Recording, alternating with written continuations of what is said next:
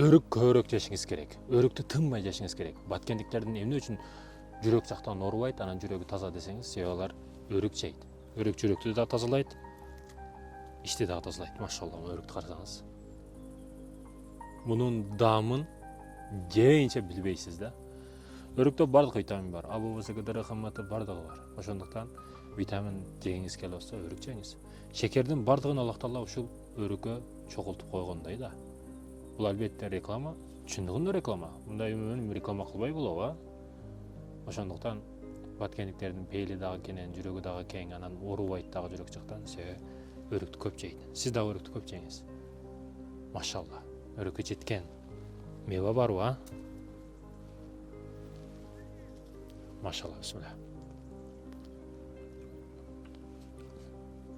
Мына үстүнөн кагып жегенге эчтеке жетпейт да. Даамы укмуш.